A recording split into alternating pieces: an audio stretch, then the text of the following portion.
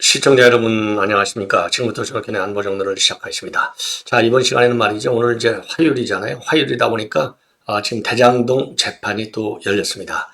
자, 오늘 또 이재명이는 출장할 때마다 말이죠. 엉뚱한 소리를 해요. 이 엉뚱한 소리는 자기가 유리한 방향으로 얘기를 하는데 불리한 내용에 대해서는 입을 딱 다뭅니다. 그래서 오늘 이 법원에 출정할 때 기자들이요. 이번에 이제 이화영 재판 술자리 의혹이 지금 크게 번지고 있는 상황이지 않습니까?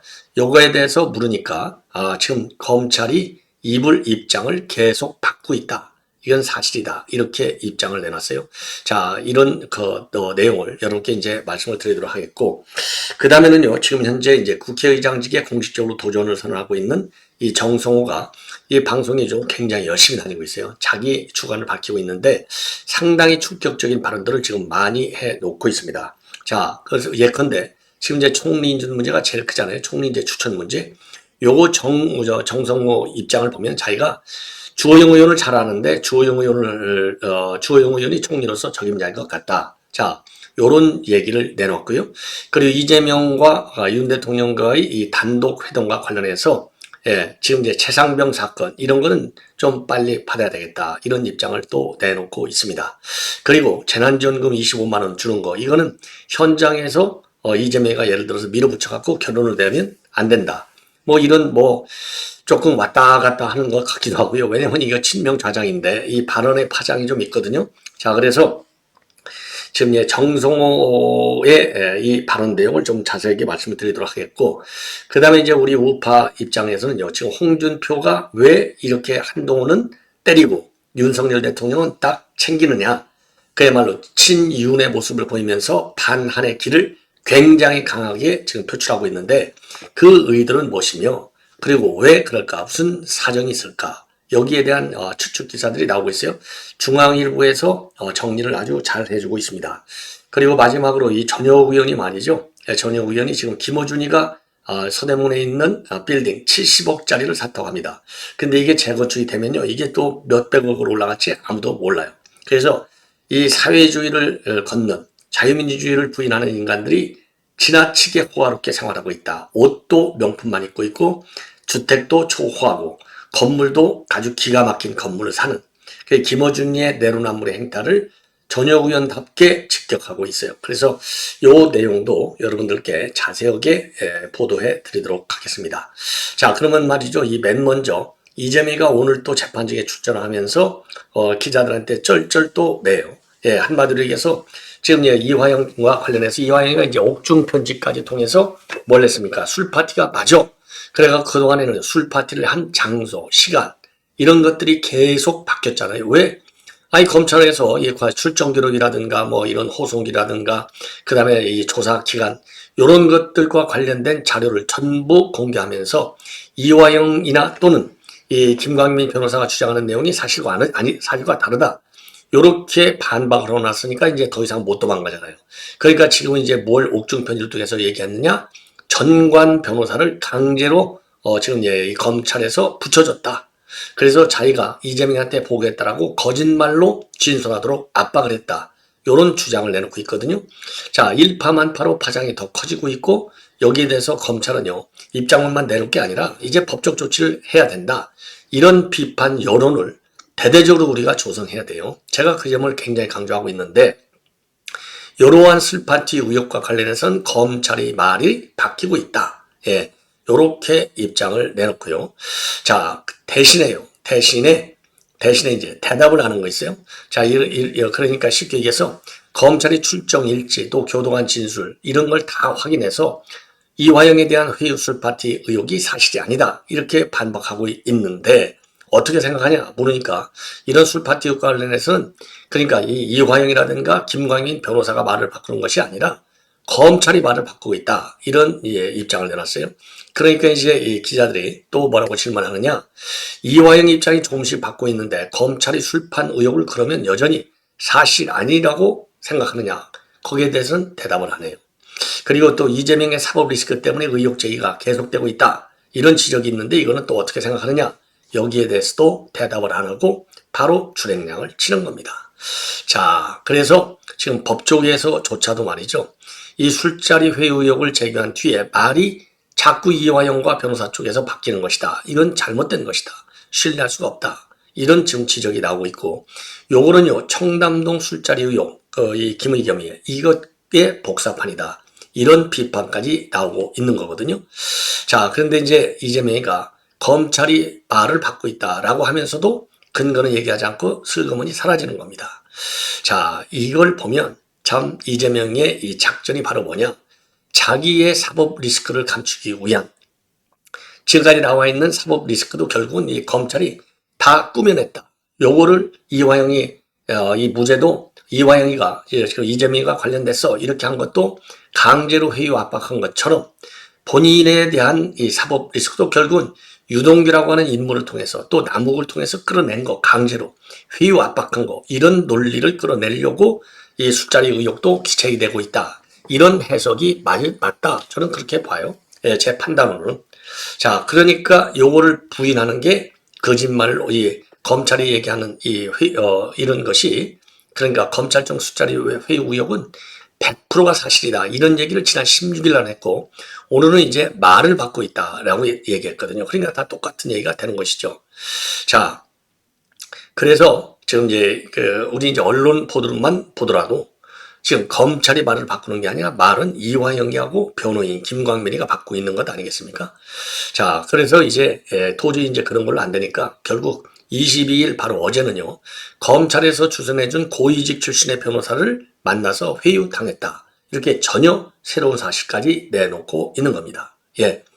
자, 이제 그래서 이제 오늘 이제 재판에서는요, 그동안 이제 유동규가 증언을 해왔는데 오늘 재판은 처음으로 남욱이가 증언을 합니다.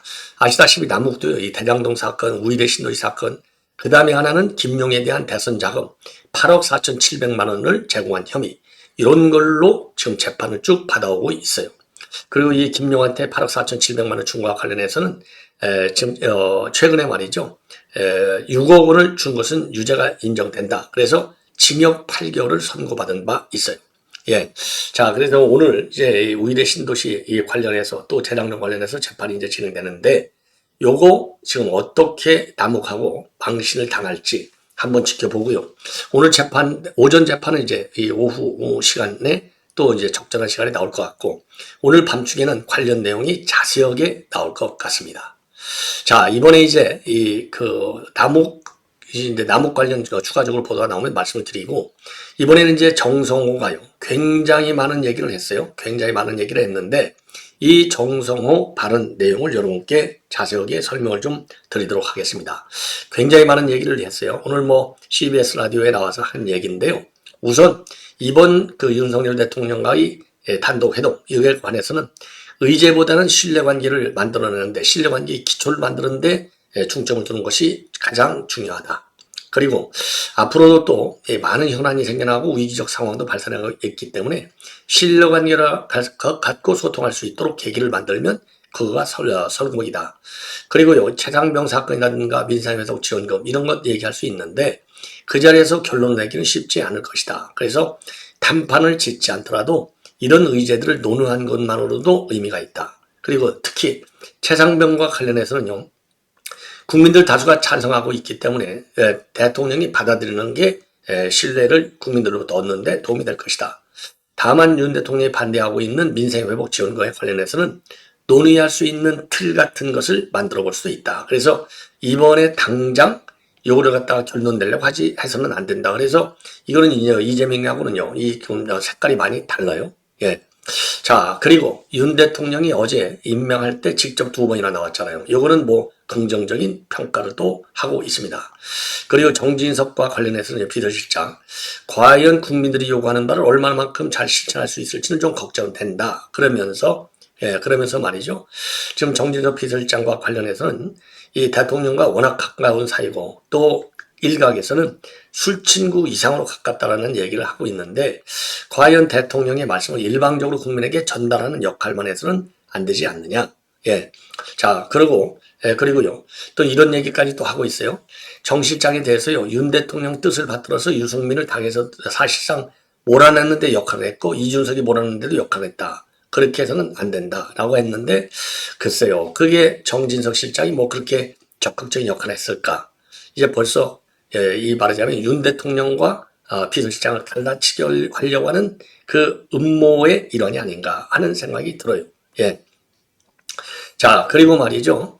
그리고 지금 현재 뭘 지금 얘기하고 있느냐? 국회의장의 본인이 가장 적임자다. 이런 얘기를 또 하면서 뭐 이미 그 국회의장이 나왔다는 얘기는 뭐 반복적으로 했지 않습니까? 예. 하면서 기계적 중립만 지켜서는 아무것도 할 수 없다. 다수당으로서 책임있고 국회의장으로서 국회 입법적 성과를 내야 되고 국회의장과 권위를 침해하는 행정부 행태에 대해서는 꾸짖어야 된다. 그래서요. 지금 이제 국회의장에 도전한 사람들 모두가 조정식, 추미애, 정성호 아주 초강경 투쟁 입장을 밝히고 있다. 그래서 여의도 독재, 입법 독재는 분명히 피해갈 수 없는 길이 아닌가 이런 생각이 들고요. 매우 이례적인 것 중에 하나는 주호영 의원은 자기가 초선 때 상임위를 같이 했는데 그래서 굉장히 가까운데 원만하시다. 그리고 유연하고도 정치력이 있는 분이다. 그래서 이 총리로 한다면 지지를 받을 수 있다. 이런 입장을 내놓고 있어요. 그래서 이거는 대통령에 대한 물론 뭐 주호영 의원 점잖하고 합리적 분이다. 이건 뭐 우리가 다 아는 거죠. 그래서 이렇게 특정인을 띄워갖고 대통령의 인선에 개입하려고 하는 대통령의 인선 구도를 흔들러 보려는 이런 작전이 아닌가 하는 생각이 들고 그리고 또 이 정성호가 이 무서운 얘기는 바로 뭐냐 국회의장을 하면서 말이죠 자기가 이 뭘 하느냐 아까 좀 말씀드린 대로 중립 이렇게 해서는 안 된다 이렇게 하면서 다음 선거를 위해서 말이죠 다음 선거의 승리를 위해서 바닥을 국회의장이 만들어야 된다 이거는요 완전히 민당 쪽 그러니까 기계적 중립을 안 하겠다라고도 하지만 기계적 중립을 안 하더라도 조금 합리적으로 이제 의정을 끌어가야 되는데 이게 합리적인 게 아니고 완전히 차기 선거 유리한 기반 조성. 그러니까 차기 선거가 2022년도 이게 그냥 국회의장임이가 2년이잖아요.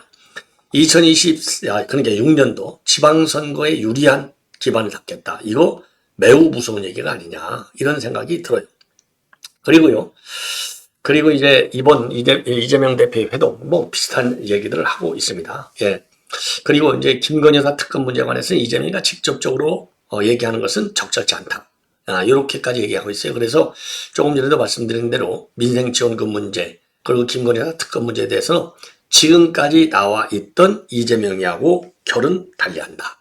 자, 그래서 이게 제가 보기에는요, 이 정성호가 그러니까 이제 친명 강성파들의 지원도 받아야 되겠지만은 친명 강성파 이번에 이제 70여 명을 공천을 줬는데 새롭게 초선으로 들어왔는데 그 중에 절반 이상이 친명이잖아요. 그러다 본다면 친명이 아닌 의원들도 상당해요. 자, 그래서 친명이 아닌 의원들의 지지도 받겠다라고 하는 작전 차원에서 왜 추미애나 이런 사람들은 오로지 친명만 받겠다고 그냥 친명 일변도의 입장을 내놓잖아요. 조정식도 마찬가지고. 근데 정성은 약어요. 그래서 친명은 친명태로 챙겨나가고 그리고 그 틈새를 벌려가지고 비명들의 지지표도 받겠다. 왜냐면 이게요. 지금 누가 보더라도 친명 좌장 이제 선수가 조금 밀린다는 뿐인데 이게 정성호가 최고의 좌장이다. 이건 뭐 다 아는 거 아니겠습니까? 그러니까 내가 이 정도로 하는 거는 선거 전략 차원에서 하는 거지 이재명에 대한 그 충성도가 떨어지는 것은 아니다. 이런 거 아니겠어요? 예. 자, 그래서 이렇게 자신 있게 얘기하는 것 같고, 그 다음에 이제 홍준표 얘기를 좀 하겠는데요. 홍준표가 왜 이렇게 지금 갈라치게 나섰느냐? 무슨 과거에 뭔가 사연이 있지 않느냐? 뭐 이런 얘기가 나오고 있어요. 자, 그래서 중앙일보의 보도를 보면은 이제 3가지 사유가 있다. 홍준표가 진짜 친윤이냐? 진짜 친윤이에요. 차기 대선 구도에서 왜? 역사적으로 보면 말이죠. 현직 대통령의 지원을 받지 못하는 후보가 우리 경선에 나가서 이긴 적이 없어요. 한 번도. 대선에서 이긴 적이 없어. 이거를 누구보다도 잘 알아. 그러니까 지금 차기 대선 전략 차원에서 윤석열 등을 챙기는 모습을 지우고 그리고 차기 대선 전략을 해서 지금 압도적으로 이루를 달리고 있는 사람이 한동훈이니까 한동훈 위원장을 저격하고 이거 딱 아니겠습니까? 그래서 한쪽으로는 윤석열 반대, 한쪽으로는 한동훈 저격수를 작정하고 있어요. 그러다 보니까 언론에서 이거 진짜냐 아니냐, 가짜냐 이런 얘기들이 나오는 겁니다. 예. 자, 그래서 기본적으로는요, 이제 대통령의 지지를 확보하겠다. 요 목표하에 이런 입장을 하는데, 역대적으로 본다면요, 이 깨지지 않는 불문이 뭐냐? 현직 대통령과 척을 진 여당의 대선 주자는 절대로 대통령이 될 수 없다. 그래서 이제 YS와 이회창 너무나 잘 알잖아요. YS가 DJ 비자금 수사를 중단하니까 이회창이가 그 다음날 탈당을 요구했어요. 탈당. 그래서 이제 YS가 탈당했잖아요. 그래서 YS가 2011년도에 세미나에서 뭐라고 했냐면 탈당한 뒤에 이회창이는 절대 대통령 안 시키겠다라고 각오했다는 거. 이걸 밝혔지 않습니까? 그러면서 대선 주자하고 대통령 좋은 관계 유지가 옳다. 이런 얘기를 했거든요. 자, 이러니까 요게 이제 홍준표가 모르겠느냐. 예, 이 불분율. 무서운 것이죠. 자, 그러면 그래서 홍준표는 지금 박근혜 대통령의 길을 걸어가는 거예요. 박근혜하고 MB하고도 사이가 아주 안 좋았잖아요. 경선 라이벌. 근데 이제 박근혜 대통령도 요걸 알으니까 느닷없이 중간에 세종시 수정안이 이제 결국은 부결이 됐잖아요. 박근혜 전 대통령이 반발했잖아요. 자, 그러고 나니까는 2010년도 8월부터 회동을 통해서 관계 개선에 물꼬를 트는 겁니다. 자, 그렇게 되니까 이제 MB 대통령도 2012년도 총선 공천에 개입을 안 해요. 그리고 박근혜 대통령은 MB 탈당론을 제가 당일가에서 제기됐지만 이거를 딱 일축하는 겁니다. 그래서 결국은 이제 박근혜 대통령이 인정을 받으면서 대선에 출마해서 문재인을 이겼지 않습니까? 그 다음에 이제 친윤 주류들의 지지를 받겠다는 겁니다. 왜? 어차피 친윤 지지를 받는 것도 굉장히 중요하잖아요. 예. 자, 그래서 왜 그러냐? 지난번에 당원 지지에서는 앞장섰지만은, 그러니까 국민 지지에서는 앞장섰지만은 당원 지지에서는 홍준표가 압도적으로 밀렸어요. 자, 그래서 윤 대통령이 일반 여론조사에서는 10.3% 앞섰지만은 당원에서 무려 22.8%가 윤 대통령이 앞섰습니다. 홍준표가 뒤졌어요. 그러니까 이 대세론이 윤 대통령 쪽으로 흐르면서 이 홍준표는요, 조직력 열세를 극복하지 못해가지고 결국 졌어요. 자, 그러니까 이제 그동안에 나는 개파 정치 안 해. 이게 오히려 나는 사람을 챙기지 않아. 예, 이런 부메랑으로 돌아와가지고 떨어진 거예요. 요거를 이게 알잖아요. 교육적으로 배웠잖아요. 그러니까 친윤 지지를 받아가지고, 예, 친윤 지지를 받아갖고 당심을 얻는 게 굉장히 급하다는 겁니다. 그래서 이제 당심을 받아야 되고 친윤의 지지를 받아야 되고 다른 한쪽은 대통령의 지지를 받아야 되니까 윤 대통령은 챙기는 모습을 지금 보이고 있다. 그러면 한동훈 위원장은 왜 이렇게 맨날 깨냐? 이거야 뭐 당연한 거 아니에요. 가장 강력한 유력 주자잖아요. 최근에 여론조사를 보더라도 국민의 지지층 중에서는 44.7%가 무려 어마어마한 거죠. 한동훈 위원장을 선호한다 이렇게 되어 있어요. 이러니까 이거를 여론조사 이 흐름을 깨려면 강하게 해야 이게 깨어지지 어설프게 깨서는 깨지겠습니까? 오히려 반발 심리가 세지죠. 그러니까 배신자다, 폐쇄자다 이러면서 비판 수위를 최고 수위를 끌어올리는 겁니다. 예.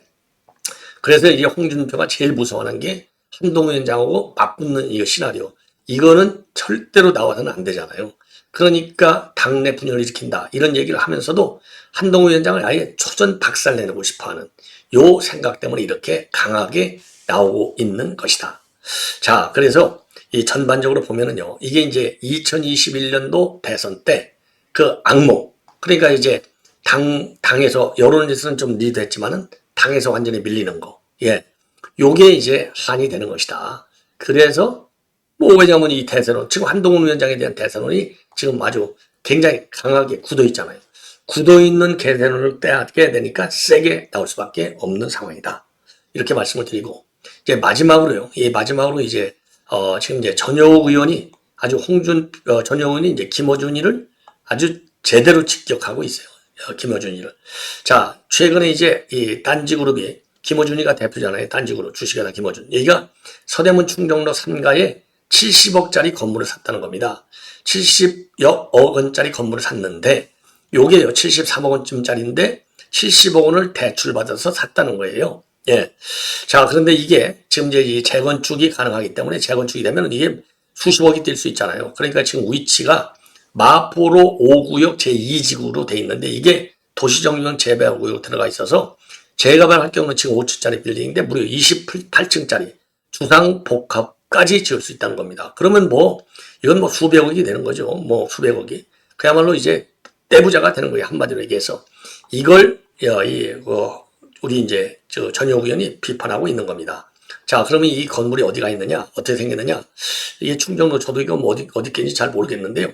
요 왼쪽, 이런 거 있잖아요. 이 표시. 요게 이제 5층짜리 빌딩이에요. 요게 28층까지 올라갈 수 있다는 겁니다. 어마어마한 빌딩 부자가 되는 거예요. 요거를 지금 비판하고 있는 겁니다. 그래서 지금은 무슨 시대냐? 좌파 재벌 시대, 좌파 갑부 시대다. 좌파들이 돈을 엄청나게 버는 시대라라고 직격을 하고 있어요.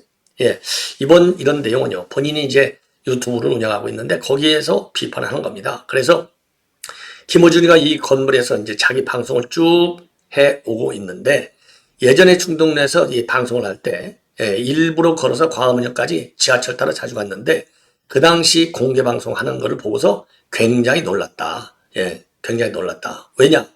백수 같은 20대, 30대, 40대 남녀들이 쭉 줄을 서가지고 김어준 방송을 보더라는 거예요. 그러면 연령적으로 보면 제일 많이 열심히 일을 해야 되는데 그 열심히 일해서 먹고 살 돈을 벌어야 되는데 이런 건 안 하고 김어준이 방송만 보고 있어? 그러니까 이제 얼빠지는 것이죠.